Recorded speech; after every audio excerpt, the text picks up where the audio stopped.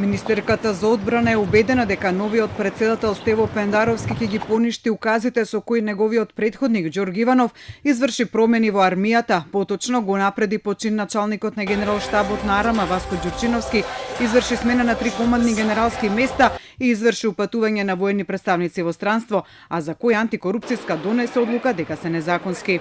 Дефинитивно сегашниот председател ги има сите ингеренции кои што ги има еден председател во полн капацитет, особено во делот на поставувањата, тоа ќе биде одлука која што ќе носи председателот Пендаровски.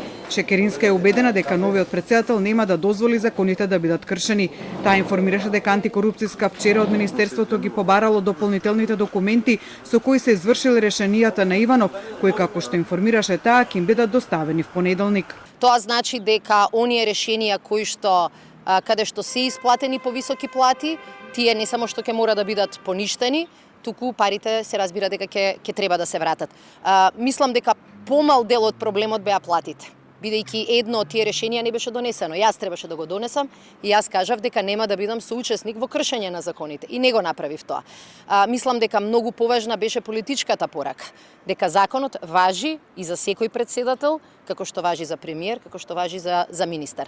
На началникот на генерал-штабот Ѓурчиновски, новиот чин му донесе 7.500 денари повисока плата од тогашната од 77.000. Поставувањата им донесоа поголеми плати на бригадниот генерал Орце Јордев, поставен за заменик командант и полковник Драган Ковачки за командант на првата механизирана пешадиска бригада и полковник Бесник Емини за началник на штаб на ЗОК. Антикорупцијска со одлуката дека указите од 25 февруари на Иванов се незаконски го кршат изборниот законник и законот за спречување на корупција и на судир на интереси, на председателот во заминување му поднесе 2 прекршочни пријави. До вчера Иванов ги немаше платено прекршочните казни, чија висина се движи од 300 до 500 евра.